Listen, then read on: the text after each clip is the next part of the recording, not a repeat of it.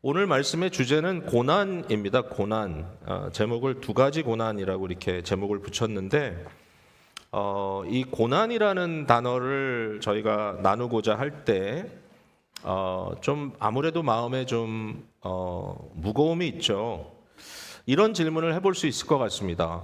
과연 고난이라는 것, 특별히 우리의 인생은 그저 고난일 뿐이야 라고 이야기하는 것이 있다면 그것이 과연 기독교적인 것일까, 아니면 도리어 그런 것은 타 종교들이 하는 말일까? 한 가지 맞는 것 같아요. 많은 종교들이 우리의 생애, 우리의 인생을 고난이라고 정의하고, 어떻게 해서든지 그 고난을 좀 피해 보려고, 그 고난의 문제를 좀 해결해 보려고 애쓰고 노력하는 것을 그들의 종교의 기본적인 틀로 삼는 경우들이 많이 있습니다. 기독교는 어떤가? 여러분 한번 질문을 던져보자면 여러분 생각에 우리가 믿고 있는 우리의 신앙을 대변하는 단어가 있다면 그게 뭘까? 일단은 복음이라는 단어가 떠오르고요. 이 복음이라는 단어, 그 말 자체는 기쁜 소식이라는 의미이기 때문에 기쁨이라는 것이 사실은 우리 신앙에 좀 더 어울리는 그런 표현일 것 같다 생각이 들어요. 기쁨 또는 하나님의 은혜로 말미암아 우리의 영혼이 만족되는 것. 그러니까 기독교적인 어떤 그런 세계관 속에서 가장 우리에게 긴급하고 유용한 그러한 어떤 경험이 있다면 그것은 고난보다는 도리어 더 밝은, 더 긍정적인 그러한 기쁨과 관련된 그러한 일이 아니겠는가, 이렇게 이제 생각할 수 있는 거죠. 사실 좀 역설적이긴 합니다만은 빌립보서 안에는 수많은 기쁨에 대한 진술이 나오고 있는데, 오늘 본문에서는 바울 사도가 도리어 우리에게 고난을 권고합니다. 29절 말씀에 1장 29절에 그리스도를 위하여 너희에게 은혜를 주신 것은 다만 그를 믿을 뿐 아니라 또한 그를 위하여 고난도 받게 하려 하심이라 그랬습니다. 우리에게 고난을 받게 하는 것이 은혜다라는 그런 표현인데요. 좀 의아합니다. 그러면 과연 여기서 말하는 고난은 어떤 고난인가? 우리가 오늘 각자의 삶 속에 겪고 있는 고난의 문제가 있을 텐데요. 분명히 있을 거예요. 근데 이 고난에 대한 문제를 어떻게 어드레스 지금 하고 있는 것일까라고 질문해 볼 수 있는데, 일반적으로 우리는 고난을 밖에서부터 안으로 당한다라고 생각하죠. 우리는 고난을 좀 뭐랄까요, 소극적으로 우리는 당하는 입장에 있다, 우린 좀 피동적으로 당하고 있다고 생각하잖아요. 근데 바울 사도가 고난을 얘기할 땐 그렇게 안 하고 있어요. 30절에 보니까 이 고난을 얘기하면서 너희에게도 그와 같은 싸움이 있다, 바로 그 싸움을 내가 싸우고 있다, 이렇게 이제 얘기를 해요.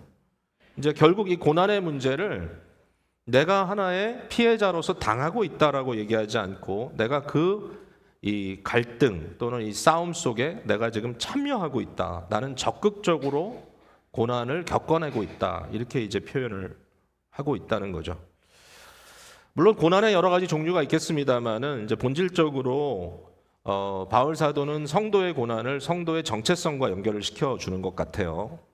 그래서 우리가 일반적으로 고난을 당한다고 할 때 이 고난이 사실은 뭐 이 세상에 속한 어쩔 수 없는 겪어내야 될 그런 일이다라고 생각한다면 사실은 좀 의미가 허물어지겠지만, 그러나 성도로서 어떤 경우에 고난을 당한다 할지라도 종말적 고난을 우리가 경험하는, 그리스도께서 이미 오셨지만 그러나 아직 모든 죄와 악의 문제가 해결되지 않은 세상 속에서 여전히 고난이라고 하는 현실을 겪고 있는 우리들에게 그 고난이 우리가 싸워내야 할, 겪어내야 할, 견뎌내야 할 것이라면, 그 고난의 목적이 분명히 있다면 도리어 의미를 찾게 될 것이다, 우리가 이렇게 얘기할 수 있겠죠.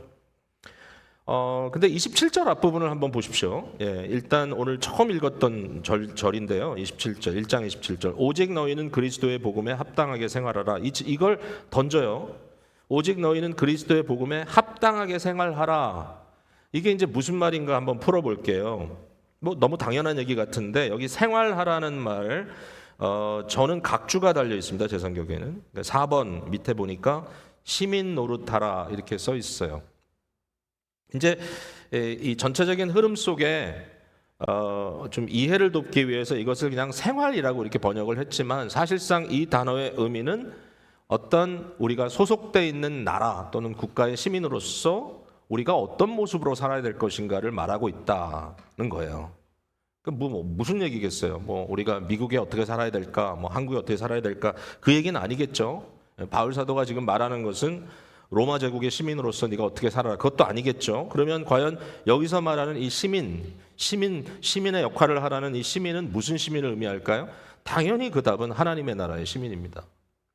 바울 사도가 이제 3장으로 넘어가면서 우리의 시민권은 하나님 나라에 있다, 하늘나라에 있다 이렇게 얘기하거든요. 그러니까 우리는 하나님 나라에 속한 사람들로 살아가고 있는데 이 하나님 나라의 부르심은 복음의 본질이거든요. 그러니까 저와 여러분이 그냥 어떤 그냥 일반적인 국가와 국가 사이에 여기서 여기로 옮겼다 이런 의미가 아니라 죄와 허물로 죽었던 어둠의 세력 밑에 종살이하던 우리들이 그러니까 이걸 이제 구약 성경의 이스라엘의 이미지를 갖고 얘기하면 좀 이해가 더 쉽겠죠. 애굽이라고 하는 곳에서 정말 허무한, 무의미한 아무런 자신들의 인생에 도움이 되지 않는 그런 무고한 종살이를 하고 있었던 저들이죠. 이 세상은 너무나 아주 악랄하죠. 도저히 인간으로서는 할 수 없는 일을 요구받고 있어요. 저들은 그냥 고생을 하는 거예요. 왜? 고생을 시키기 때문에. 세상에 어둠의 나라라 그랬어요. 하나님께서 그것은 어둠의 나라요, 거짓의 나라요, 죄악된 나라다. 그게 바로 우리가 한때 죄의 종이 되어서 이 거짓의 압이 되는 이 마귀 사탄에게 종노릇하며 살았던 우리의 옛사람이 우리의 짐이 되고 옛사람이 우리의 미끼가 되어서 결국은 끌려다니던 우리의 인생을 하나님께서 자기의 나라로 옮기신 겁니다. 빛의 나라로. 하나님의 나라는 사랑의 나라고 공의의 나라고 하나님의 나라는 하나님의 지혜의 나라. 그 얘기를 조금 더 하겠지만 이제 복음이라는 본질 속에 우리가 가지고 있는 복음이 뭐냐? 바로 이런 하나님의 나라의 이 품으심을, 하나님의 나라의 새로운 소속감을, 하나님의 나라의 백성됨을 그리스도 예수 안에서 우리가 받았다. 이 받는 게 얼마나 위대한 일인가? 미국에서 영주권, 시민권 받는 것도 너무 중요하지만 그러나 하나님 나라의 시민이 됐다는 것이 얼마나 감격적인 일인가? 우리가 받은 이 은혜를 나누지 않는 것은 도리어 반칙이다. 이렇게 느껴질 만큼 너무나 귀중한 것을 우리가 받았다라는 얘기를 하고 있는 겁니다. 여기에 이 시민이라는 의미를 가지고 있는 단어가 이 안에 쓰여져 있고요. 그 다음에 이제 가치라는 단어가 써 있습니다. 여기에 합당하다는 표현이 되어 있는데 이 악시오스라는 이제 헬라어인데 이제 영어 단어 중에 이제 axiology라고 하는 좀 어려운 단어긴 하지만 많이 쓰는 그래서 도리어 이 가치 측정을 하는 것을 가지고 직장을 삼는 분도 있어요. 보통 수학 전공을 하는데 이 사람들은 이제 인슈런스나 이런 데서 일을 할 때 이 리스크를 또 인컴을 이렇게 해가지고 이 밸류, 가치를 측정해내는 것, 이것을 정확하게 계산해내는 것. 여러분 얼마나 많은 돈을 버는지 모릅니다. 엑시얼러지 하는 분들이. 근데 이게 이제 가치를 측정한다는 뜻이거든요. 그러니까 이런 거죠. 하나님의 나라의 시민권의 가치가 얼마나 위대한 것인지를 좀 알고 살아라 얘기입니다. 하나님 나라의 시민권의 가치가 얼마나 위대한지, 거기에 합당한 가치에 걸맞는 삶을 살라 하는 거예요. 아니 이게 왜 고통스럽습니까? 이게 왜 고난이 될 수 있습니까? 그 이유가 뭐냐면 항상 새로운 것을 겪는 것은 어렵습니다. 물론 저희들 가운데 모태신앙이라고 하는 분도 있지만 모태신앙이라고 교회가 그냥 너무 자연스러운 건 아니거든요. 왜냐하면 신앙의 본질로 들어갔을 때 어느 순간에 내가 잘못 믿었구나, 내가 잘못 생각했구나라는 순간이 온단 말이죠. 그게 회심이에요.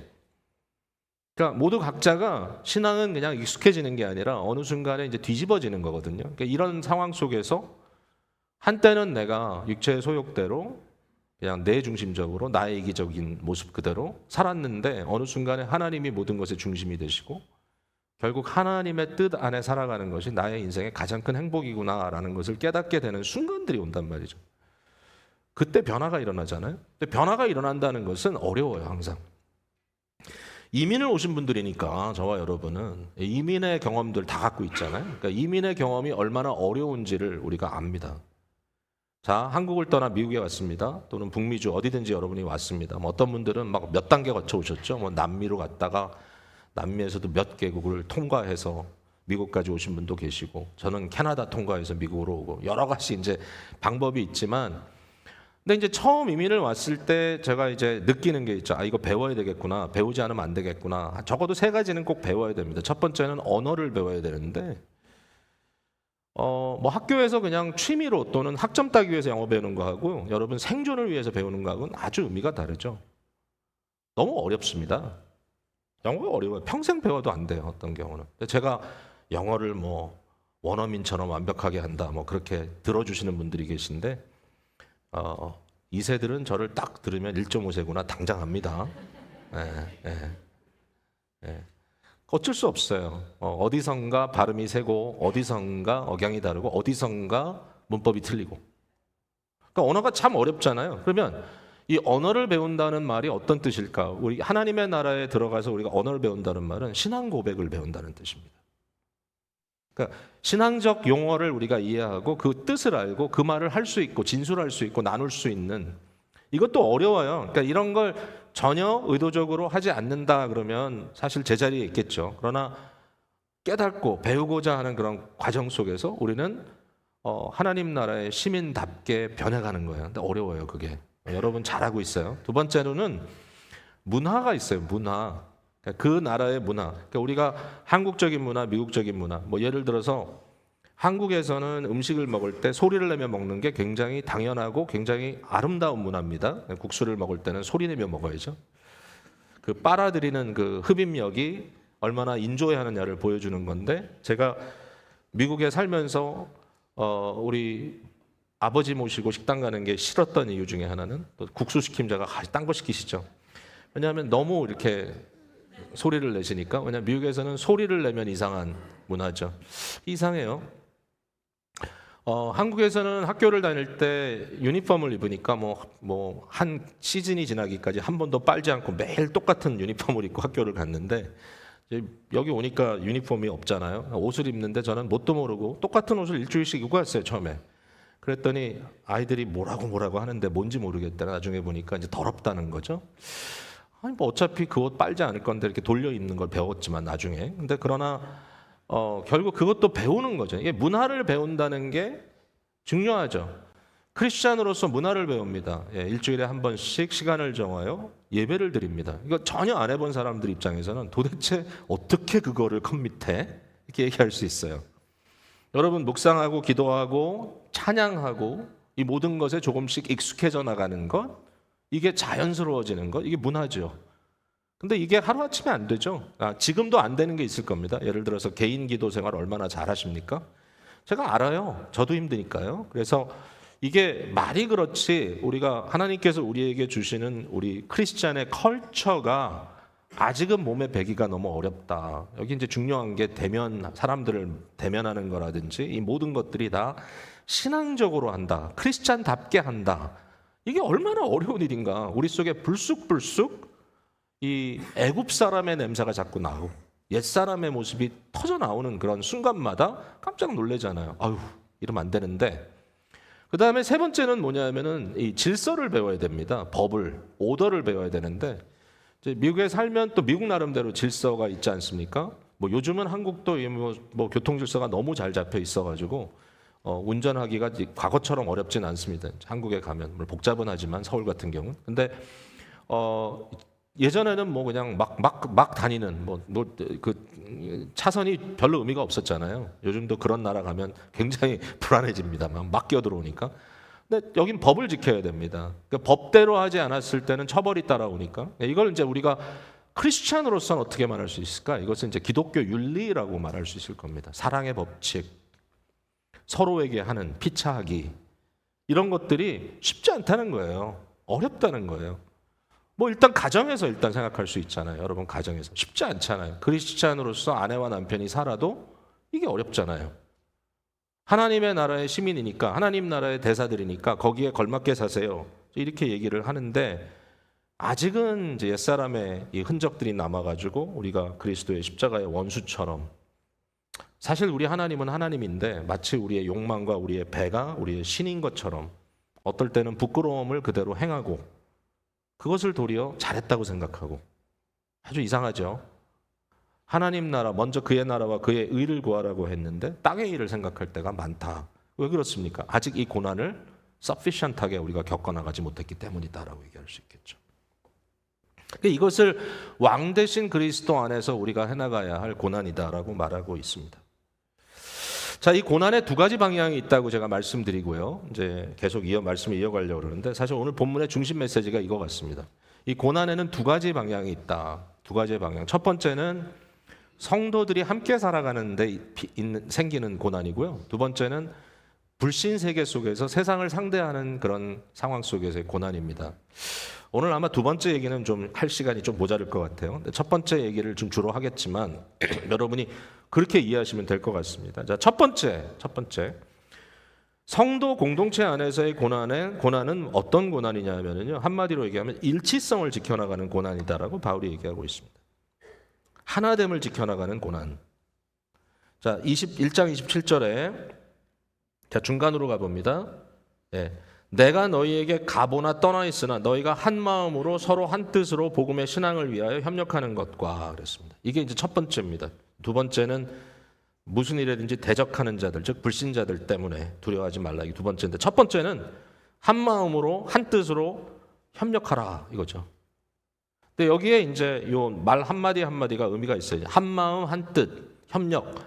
요거를 이제 브레이크다운을 해보면 한 마음은 사실은 한 영입니다. 한 영, 푸뉴마, 한 영. 영은 뭐냐면 여기에 이제 이 세 가지를 얘기하고 있는 것은 이제 인간을 설명할 때 이제 세 가지 방향에서 바울이 설명하는 것을 좋아하거든요. 그러니까 인간을 영과 혼과 그 다음에 몸으로, 육체로 이렇게 보통 설명을 하는데 그 세 가지가 다 들어가 있어요.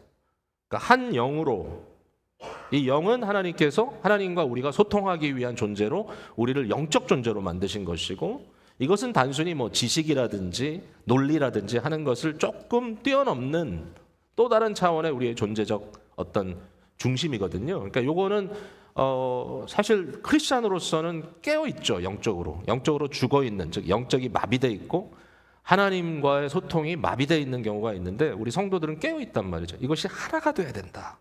그리고 한 마음이라고 되어 있는 것은 이제 한 혼입니다. 여기 한 뜻이라고 되어 있는 건 이제 부스케이라는 단어인데 거기서 이제 소위 말하는 사이콜로지, 심리학 같은 단어가 이제 등장을 하는 거예요. 한 마음. 이것은 우리의 논리 구조, 우리의 생각하는 것, 우리의 어떤 그런 지적인 기능. 어떤 의미에서는 이것은 영과 몸을 이렇게 이어주는 그런 중간 브릿지 같은 역할도 하고 있죠. 그러니까 우리의 어떤 혼, 우리의 정신, 우리의 어떤 사고, 우리의 마음 이런 것들이 하나가 돼야 된다. 그 다음에 마지막으로 함께 협력이란 단어가 나오는데, 자, 요거 여러분 좀 어렵더라. 좀 따라와 주세요. 도움이 될 것 같아. 협력이란 단어가 그냥 야 우리 열심히 뭐 같이 하자 이런 말이 아니라 이게 이제 헬라어로 순 아틀레오라는 단어입니다. 순 아틀레오. 그러니까 이게 한 단어를 붙여놓은 건데 순이라는 말은 함께한다는 뜻이에요. 무조건 순, 숨 뭐 이런 건 다 함께한다. 근데 그 다음에 붙여 있는 말이 재밌잖아요. 아틀레오. 우리 영어 뭐 좀 하신 분들이 많으니까 아틀레오는 뭐 어떤 말 같아요? athletic, athlete. 이거 뭐예요? 운동한다 이런 거잖아요. 스포츠 이런 거를 athletic 이렇게 얘기하잖아요. 그러니까 우리 학교의 아이들이 뛰어노는 그 필드를 athletic field 이렇게 얘기하잖아요. 운동장. 그러니까 운동한다는 뜻이거든요. 그러니까 함께 너희 몸을 다하여 열심히 운동한다. 이걸 협력이라는 단어로 썼단 말이죠. 그러니까 이제 제가 이제 이렇게 푸는 이유는 이게 굉장히 이 통전적인, 그러니까 모든 것이 합하여 한 인격이 하나가 되는, 그러니까 따로 노는 것이 아니라 우리가 신앙적으로는 하나 된다고 하는데 사실은 그렇지 않은 뭐 이런 게 아니라 정말 모든 면에 하나가 되는 존재적 우리의 어떤 일치성에 대해서 우리가 수고하자, 애쓰자, 함께 가자. 이것이 어렵다라는 얘기를 하고 있어요. 근데 단순히 하나만 돼서는 안 돼요. 하나가 되는 것은 반드시 정당한 이유가 있어야 됩니다. 여러분 우리 주변에 가끔 이제 하나는 되는데 그 하나됨이 도리어 악이 되는 경우가 있죠. 부부가 다 같은 마음으로 악을 행하면 그건 잘하는 게 아니에요. 서로 견제가 돼야지 그런 면에서는. 왜냐하면 성경에 좋은 예가 있잖아요. 아나니아와 삽비라. 분명히 아내와 남편인데 둘이 같이 하나가 돼가지고 한 통속이 돼가지고 성령을 속여 먹으려고 했던. 그래서 결국은 멸망당하는 안타까운 일이 있었잖아요. 욕심을 위해서, 욕심에 따라 어떤 힘, 권력을 쟁취하기 위해서 하나가 되는 경우들도 많아요. 뭐 정치적인 영역에서 이런 모습을 많이 보는데 다 이권 싸움. 그래서 서로 이권을 위해서 그 이권을 공유하는 사람들끼리 같이 모여가지고 으쌰으쌰 하다가 또 다시 헤쳐모이하고. 그러니까 이거 뭔가 하나 된다고 하는 의미 자체가 굉장히 불순하다라는 생각을 하게 될 수 있어요. 여러분 교회 안에도요 여러 이제 관계들이 있어요. 교회라고 결이 똑같은 건 아니니까 그럼 인정해야지 어떡하겠어요. 여러분 교회 안에도 여러분의 사귐이라는 게 있습니다. 친한 사람이 더 있죠. 뭐 또 부서별로 친할 수도 있지만, 그러니까 이 친함이라는 것이 어떤 의미일까라고 했을 때 사실은 어쩔 수 없어요. 그건 뭐 그 자체가 나쁜 건 아니에요. 서로 관심을 더 가져줄 수밖에 없는 그런 상황들이 벌려질 수 있으니까요. 그런데 이 동료의식은 중요하지만 혹시라도 그 소위 친하다는 생각이 서로의 욕심을 채워주는, 그러니까 결국은 서로의 욕망을 채워주는 목적을 위해서 그냥 재밌게 같이 지내자 정도로 진행이 된다면 이제 목적이라는 측면에서는 이제 어떤 문제가 생기냐면 그것은 뭐가 되냐면 집단적 이기주의가 돼버리는 거예요. 그러니까 이런 것들에 대해서 우리가 일치성이라는 것을 무작정 얘기할 수는 없어. 그러면 무슨 일치성이냐라고 했을 때 물론 그리스도 안에 있는 일치성이고 이것을 복음의 신앙을 위한 일치성이다라고 말하고 있습니다. 복음의 신앙을 위한.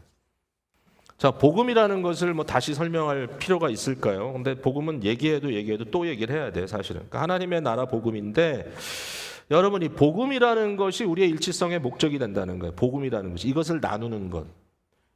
이게 복음을 나눈다는 말은 말로만 나누는 게 아니겠죠. 이것은 삶의 셀레브레이션이겠죠. 복음적 이 어떤 공동체의 구축, 이 복음적 생태계가 이루어지는 것. 이 복음이 뭐라 그랬죠? 하나님의 공의롭고 국률하시며 지혜로운 다스림이, 자, 세 가지 얘기했어요.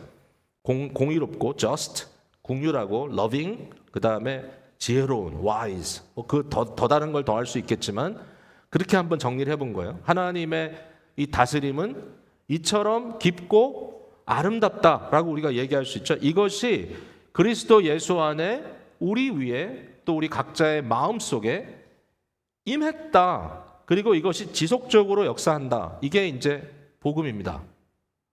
여러분 이게 얼마나 위대한 건지 경험하시지 않았습니까? 경험이 안 됐다면, 정리가 안 됐다면 정리를 해야 되죠. 자, 이 얘기를 이제 어디서 하고 있냐면은 오늘 본문으로 돌아갑니다. 2장 1절로 가볼게요. 2장 1절. 약간 레토리컬한, 그러니까 이건 뭐 당연히 답은 예스인데 질문을 합니다. 그러므로 그리스도 안에 무슨 권면이나 사랑의 무슨 위로나 성령의 무슨 교제나 국률이나 자비가 있느냐라고 물어봅니다. 있거든. 당연히 있죠. 왜냐? 이게 복음이니까. 이게 복음이거든요. 자, 복음을 어떻게 여기서 말하고 있냐면 바울 사도가 그리스도 안에 있는 권면이라고 합니다. 이 권면은 뭐냐면요, 바로 그 단어예요. 파라클레시스. 그 단어 뭐냐면은 바로 여러분이 너무나 잘 아는 이제 보혜사라는 단어입니다. 보혜사의 위로, 격려. 예수님은 누굽니까? 예수님은 보혜사잖아요. 그 예수님께서 떠나시면서 또 다른 보혜사를 주시겠다. 성령을 주시겠단 말이셨죠. 보혜사는 뭐 하는지 아십니까? 여러분을 격려하는데요. 보혜사의 뜻은 뭐냐면은 변호사란 뜻이에요. 우리 가운데도 변호사가 계시겠지만 이 변호사가 하는 건 뭐냐면은 스스로 진술하기 어려운 사람을 대신 진술해 주는 거예요. 자기가 해야 될 일을 도와주는 거예요. 좋은 변호사를 세우면 법정에서 저는 떨려서 또 법적인 그 용어를 잘 모르고 어떻게 될지 잘 몰라서 버벅거릴 수 있는데 그 변호사가 너무나 명확하게 나의 입장을 진술해주고 내 입장에서 끝까지 나의 무고함을 주장해 줌으로써 어떻게 됩니까? 결국 내가 무죄다라고 하는 것을 선언받게 되는 거죠. 얼마나 감사합니까? 예수 그리스도의 변호, 그걸 얘기하는 거예요. 우리 가운데 그리스도가, 우린 죄인이고 우리는 다 부족한 자임에도 불구하고 우리는 연약하지만 우리의 연약을 주께서 지어주시고 심지어 우리의 죄의 문제까지도 예수님께서 중보자가 되셔서 우리의 권고자가 되셔서, 우리의 격려자가 되셔서, 우리의 위로자가 되셔서 내가 대신 지어줄게. 복음은 그런 거잖아요. 내가 어떻게 죄인인데 하나님 앞에 설 수 있습니까? 용서받았으니까. 내가 어떻게 죄인인데 하나님 앞에 설 수 있습니까? 예수님이 대신 변호를 해주셨기 때문에. 얼마나 귀한 일입니까? 그 다음에 사랑의 무슨 위로. 비슷한 말 같지만 또 다른 의미예요. 이 사랑, 우리 하나님이 그리스도 안에서 우리를 얼마나 사랑하셨는지, 정말 우리를 깊숙이 사랑한다는 거예요. 이 사랑이란 말을 우리가 가끔 그냥 편의상 사용하는데요, 하나님의 자기 주심의 사랑, 사랑은 이것이니 내가 먼저 하나님을 사랑한 것이 아니라 그가 나를 사랑하셔서 자기 아들을 죽기까지 내어주신 것이다. 희생적 사랑, 이러한 사랑의 이 위로가 복음 안에 있다는 거예요. 성령의 무슨 교제? 아니, 성령의 교제는 뭡니까? 이 교제는 코이노니아거든요. 성령은 누굽니까? 삼일체 하나님의 영입니다. 바로 그 하나님의 삼위 하나님이십니다. 이 성령께서는 구원을 우리에게 적용시키실 뿐만 아니라 우리와 내재하시며 소통하십니다. 하나님과 우리가 소통한다는 거예요. 하나님께서 우리와 교제한다는 거예요. 성령의 은혜 속에 들어가는 것. 이게 복음이에요. 복음은 뭐냐? 하나님과 우리가 소통하는 관계가 돼요. 모든 것이 화목되고 내가 하나님 앞에 내 생각을 진술하고 하나님의 응답을 받고. 기도는 언제 하느냐? 매 시간 하는 거예요. 매 순간. 물론 집중해서 제목을 드리며 기도하는 때가 있지만 나의 살아가는 전 순간에 어떤 순간인지 주님 감사합니다. 주님 제 마음이 두렵습니다. 주님 지금 긴급합니다. 주님 도와주십시오. 주님 내 아들을 좀 돌봐주십시오. 매 순간 하루를 살아가는 동안에도 우리 주님과 교통하는 이 교제, 이게 어떻게 가능하냐? 복음 때문에 가능한 거예요. 성령의 코이노니아가 우리 가운데 있어. 우리 주님께서 말씀하시기를 내가 네 안에, 네가 내 안에 있는 것을 네가 알게 되리라. 복음이에요, 이게. 그 다음에 또 나오죠. 국률이 나옵니다. 국률. 이 국률이라는 단어는 창자란 뜻이거든요. 창자. 뭐냐면 이제 그 유대인적인 그 개념 속에는 그 사람의 어떤 그 감정의 중심이 이제 배입니다. 이건 이제 한국 사람들이 이해가 쉽죠. 왜? 우리는 감정이 틀리면 뒤틀리면 배가 아프다 그러잖아요. 예. 근데 이제 미국 사람들은 머리가 아프다. 요즘 사람들은 또 하레이크란 말도 있죠. 하레이. 이건 굉장히 헬라 로마적 개념입니다. 칼디아. 모든 사람의 감정의 중심이 심장에 있다. 바울 사도가 이제 그 오네시모를 빌레몬에게 보내면서 오네시모를 설명하죠. 오네시모는 빌레몬의 종이었는데 바울이 옥중에 만났어요. 도망갔다가 잡힌 종이니까.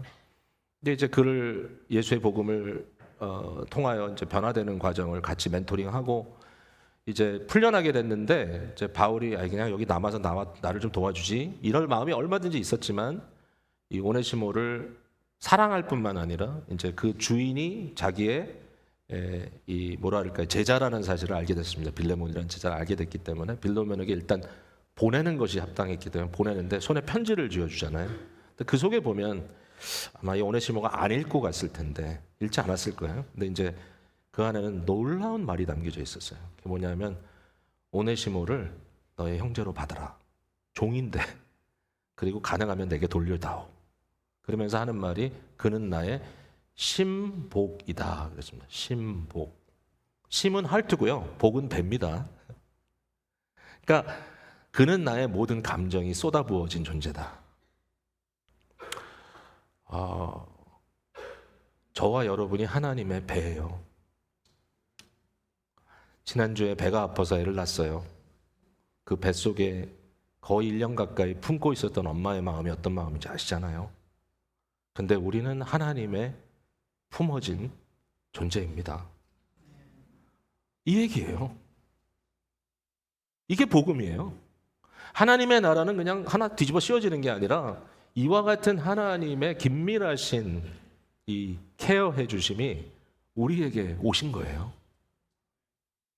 여기서 끌어내가지고 여기다 지금 집어넣는 거예요. 마지막은 이제 자비라 그랬잖아요. 자비. 국률이나 자비가 있거든. 이 자비라는 단어도 너무나 또 귀중한 의미를 갖고 있는 단어인데 어쨌든 이 모든 것들이 하나님의 국률하신 것들이 우리에게 있다. 뭐 자비의 의미도 한번 얘기하고 넘어가죠. 시간이 자꾸 가긴 하지만 자비는 뭐냐면요, 이걸 sympathy라고 영어로는 써 있는데 헬라어로는 파테오입니다. 그러니까 숨은 뭐냐면 같이, 또 나왔죠. 파테오는 고통당하다 이런 뜻입니다. 그러니까 하나님의 복음은 뭐냐면은 하나님이 나를 체휼해 주시는 거예요. 우리의 고난과 우리의 경험들을 하나님이 직접 같이 느껴주시는 거예요. 우리 그리스도가 어떤 주님이냐? 그는 우리의 연약함을 알지 못하는 자가 아니라 우리의 모든 연약함마저도 순파떼오 체휼해 주시는 분이다. 이게 복음이란 말이에요. 여러분, 복음이 이렇게 좋은 거예요. 그러니까 이렇게 좋은 복음을 여러분이 이렇게 생각해야죠. 자, 전도를 한다는 건 뭐냐면, 전도라는 것은 내 머리로 알고 있는 지식을 전하는 게 전도가 아니에요. 어떤 추상적인 걸 얘기하는 게 아니에요. 전도는 그리스도께서 나를 위하여 무엇을 해주셨느냐, 그거를 알려주는 거예요, 이웃에게. 근데 더군다나 나와 비슷한 고난을 당하고 있는 사람에게 어떻게 알려주지 않을 수 있겠어요? 그 문제를 제가 복음을 통해서 해결받았는데, 제가 뭐 두루 다니면서 하는 말이 뭐냐면, 나 공황장애 굉장히 힘들게 알았는데, 내가 45, 49살, 50세 넘어가서 힘들었는데, 내가 이렇게 해서 이것을 그냥 단순히 약 먹고 그런 게 아니라 하나님의 말씀이 새롭게 머릿속에 인식되기 시작하면서 마음을 녹이고 나의 의지마저 점령해 나가는 것을 경험했더니 내가 이러한 담력을 얻었어. 물론 좀 잘못하면 개인의 경험이 될 수도 있지만, 그러나 저는 확신해요. 이것이 그냥 Who is God to me? 뭐 나에게 하나님 어떤 분이 이런 게 아니라 굉장히 신학적으로 올바른 하나님에 대한 정의를 근거로 해가지고 하나님을 경험하게 된 거기 때문에, 이런 이야기를 신자건 불신자건 힘들고 어렵다 하는 사람 만나면 그 얘기를 해줘요. 해줘야 돼요. 왜? 그래야 소망을 얻을 거 아니에요. 그게 전도예요. 그러니까 이와 같은 복음을 소유하고 있는 저와 여러분이 이 복음이라고 하는 이 경험 속에, 하나님 나라의 경험, 거기에 걸맞는 언어, 거기에 걸맞는 문화, 거기에 걸맞는 윤리, 이런 것들을 가지고 서로 하나가 되는 것, 이것이 얼마나 귀중한 일인가. 어렵지만 해라. 어렵지만 해라. 근데 왜 이게 어려울까요? 개인의 신앙을 얘기할 때는 다들 눈이 반짝반짝 하다가 서로 사랑하라 그러면 좀 시들어져요. 힘들다고 생각해. 왜 그럴까? 3절에 보니까, 2장 3절에 아무 일이든지 다툼이나 허영으로 하지 말라.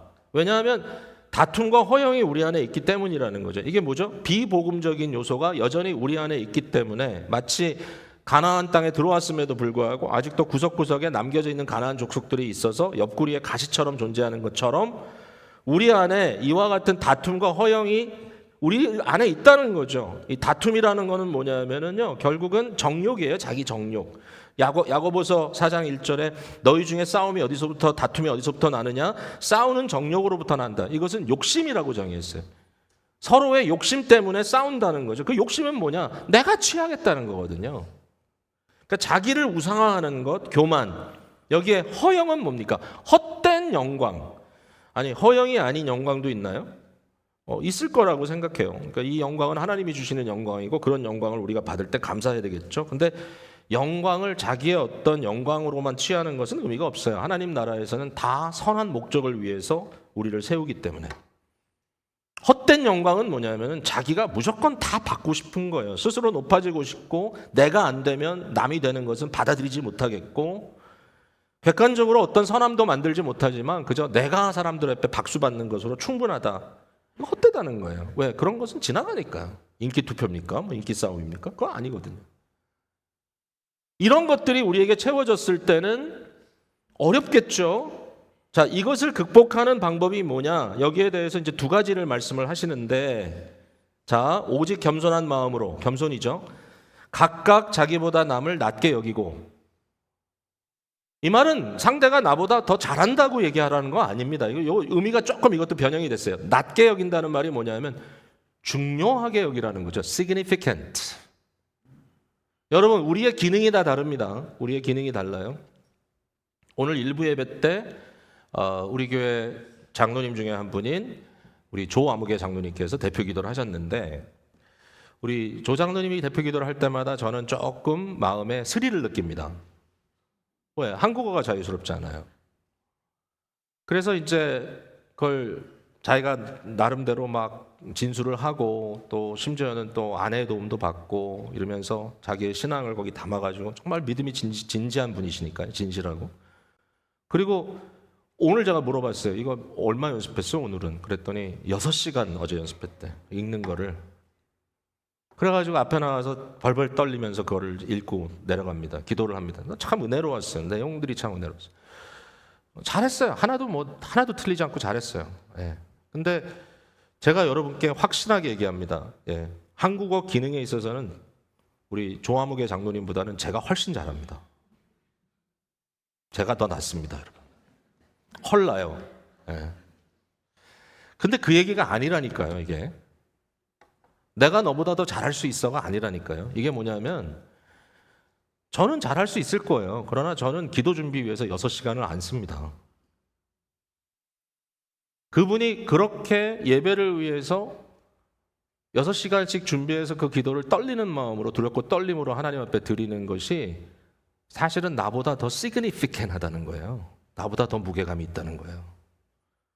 여러분, 제가 앞에 설교한다고 제가 제일 중요하다고요? 아니요. 설교를 아무리 해도 아무도 안 들어주면 그 설교는 아무 의미가 없습니다. 저는요, 일하러 왔어요, 오늘.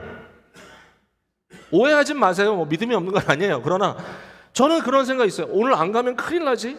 어떨 땐 아침에 몸이 뭐 이렇게 좀 안 좋고 그래가지고 일어나기 쉽지 않아요. 일부 예배 가야지. 영어 예배도 가야지. 뭐 3부 예배도 가야지. 예. 오늘 제가 들어오면서 우리 3부 예배 오는 교우한테 제가 농담이 아니었어요. 안 들어가고 싶네, 오늘은. 왜? 날씨가 너무 좋은 거야, 밖이. 오늘은 안 들어가고 싶네. 왜? 1부, 2부 다 드렸는데 벌써 나는. 그래도 또 왔어요, 저는. 왜? 해야 되니까. 이게 제 일입니다. 근데 여러분은 여기 왜 오셨습니까? 일 때문에 온 거 아니잖아요. 서로 얼굴 보고 뭐 왔네 안 왔네 그런 견제받기 위해서 온 거 아니잖아요. 여러분, 충분히 우리 교회는 피할 길이 너무 많아요. 예? 지난주에 어디 있었어? 당신 어디 갔는데? 난 3부 예배 갔는데 나는 2부 갔어? 이러면 되는 거예요. 여러분, 그거 아니에요. 저도 이제 도저히 머릿속으로 누가 오고 완하는지 판단이 안 돼요. 2부 예배 못 갈 때가 많으니까 거기 갔나 보다 그냥 그거 넘어가요. 여러분, 이 자리에 있는 이유는 예배가 그립고 예배가 사모되고, 그죠? 말씀을 듣고 싶고 들어야 하고 거기에 응답해야 되고 내 마음의 믿음 때문에 온 거 아닌가요? 여러분이 더 중요하다니까요. 저보다. 그런 면에서 낮게 여기라, 이게 아니라 서로가 더 중요한 무게감 있는 존재인 것을 인정해라. 맞아요. 두 번째는 뭐냐면, 여기 보니까 4절, 각각 자기를 돌볼 뿐 아니라 각각 각각 다른 사람들의 일을 돌보아 그랬습니다. 돌본다는 말을 하니까 갑자기 남의 일을 해줘야 될 것 같이 느껴지잖아요. 그런 뜻이 아니에요. 또 이게 여기 돌본다는 단어는 스코페오라는 단어인데 딴 게 아니에요. 들여다본다는 말이에요. 들여다본다.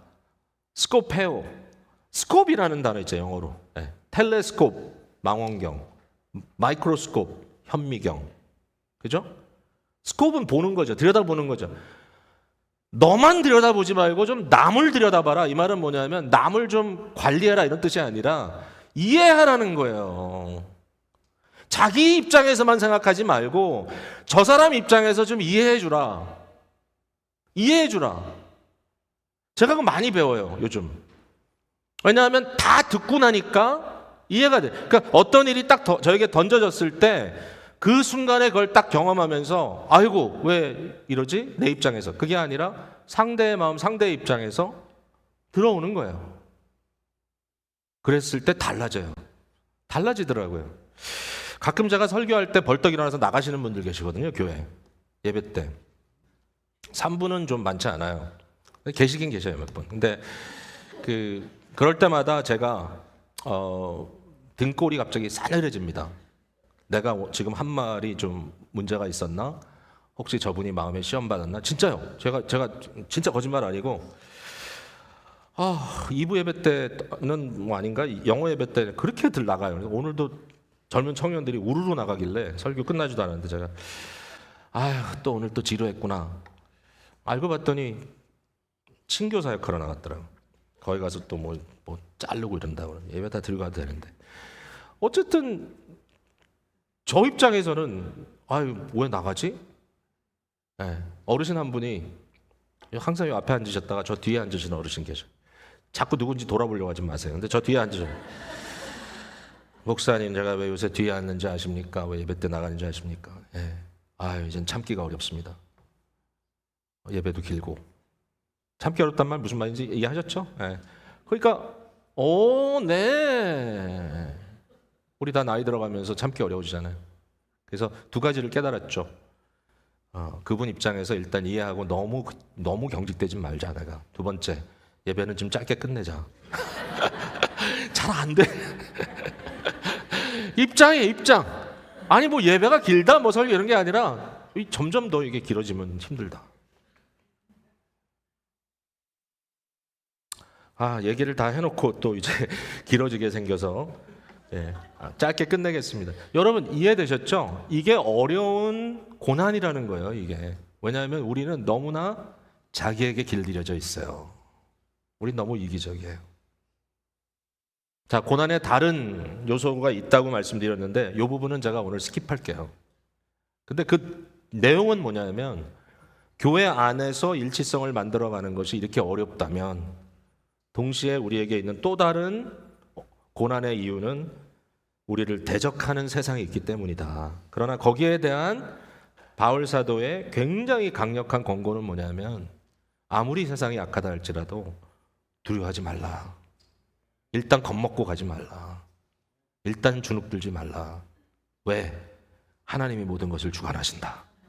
그리고 복음의 능력이 세상의 어떤 능력보다 사람들의 영혼과 마음을 변화시킬 수 있는 가마력과 힘이 있다는 것을 믿어라.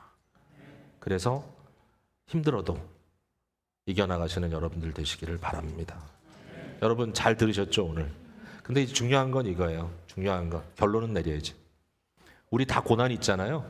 그 고난을 또 힘들어 이렇게 하면 의미가 없어요. 근데 그 고난을 그리스도의 고난으로, 그리스도를 위한 고난으로, 그리고 복음의 믿음을 위한 고난으로, 하나님 나라의 시민으로 살아가는 고난으로 바꿔갈 때, 여러분 육신의 질병으로 인해 고통당하는 분들이 있죠. 그 고난이 얼마나 극심합니까?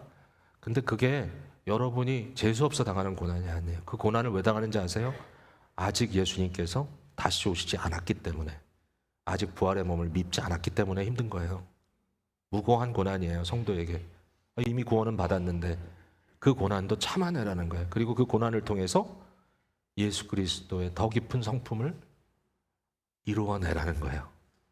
그 의미가 있어요. 갑자기 의미가 생기니까 하고 싶어져. 아무리 중요한 일이라도 의미를 상실하면 하고 싶지 않아. 근데 많은 일이고 어려운 일이라도 의미를 느낄 때는 내 삶을 던지고 싶어. 그게 인간인 우리의 모습이니까. 오늘도 이 고난의 의미를 발견하심으로 새 힘 얻어서 다시 한번 기도로 감당하시는 여러분들 되시기를 주님의 이름으로 축복과 격려를 드립니다.